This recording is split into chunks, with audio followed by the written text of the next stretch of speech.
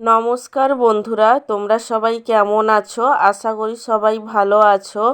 আমার channel সুস্মিতাজ food জাংশানে তোমাদের সবাইকে স্বাগত জানাই। আজ আমি তোমাদের সাথে শেয়ার করব তেঁতুল দিয়ে ইলিশ মাছের টকের রেসিপি। তেঁতুল দিয়ে ইলিশ মাছের টক বানানোর জন্য প্রথমে আমি ইলিশ মাছের পিসগুলোতে ভালোভাবে নুন মাখিয়ে দেব।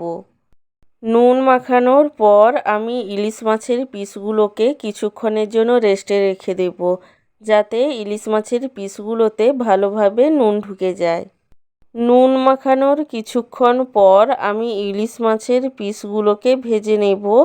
তার জন্য ওভেনে কড়াই বসিয়ে দেব এবং কড়াইয়ের মধ্যে দিয়ে দেব সর্ষের তেল। তেল খুব ভালোভাবে গরম হয়ে গেলে আমি তেলের মধ্যে দিয়ে দেব 1 চিমটে হলুদ গুঁড়ো।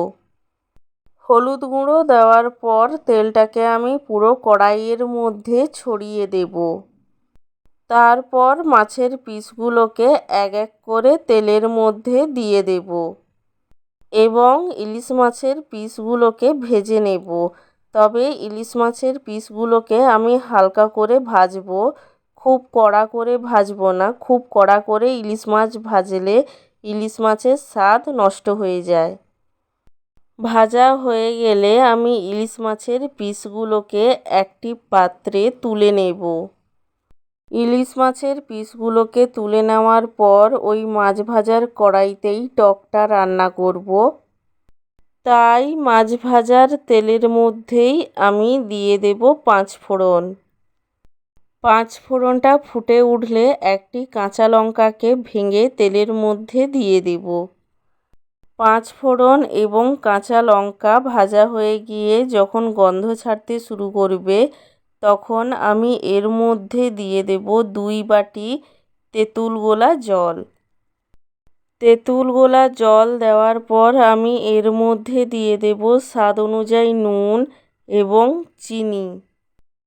চিনিটা অপশনাল, তোমরা চাইলে চিনিটা নাও দিতে পারো, তবে তেঁতুলের টকে একটু চিনি দিলে সেটা খেতে খুবই ভালো লাগে। নুন এবং চিনি দেওয়ার পর টকটাকে আমি কিছুক্ষণের জন্য ফুটতে দেব। টকটা ফুটে যখন কিছুটা গাঢ় হয়ে আসবে, তখন আমি টকের মধ্যে মাছের পিসগুলোকে এক এক করে দিয়ে দেব।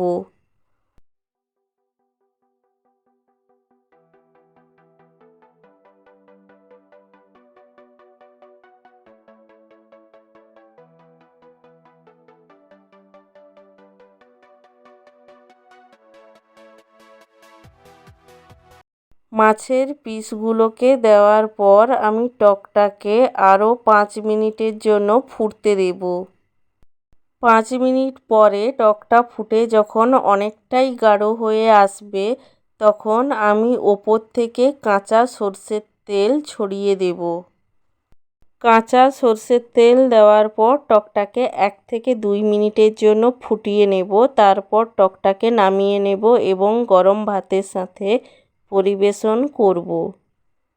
তোমরা একবার হলেও এইভাবে তেঁতুল দিয়ে ইলিশ মাছের টক বানিয়ে খেয়ে দেখো, আশা করি খুবই ভালো লাগবে। ভালো লাগলে আমার চ্যানেলটিকে সাবস্ক্রাইব করে পাশে থেকো এবং লাইক কমেন্ট শেয়ার করতে একদমই ভুলো না। আর ভিডিওটি দেখার জন্য তোমাদের সবাইকে জানাই আমার তরফ থেকে অসংখ্য ধন্যবাদ।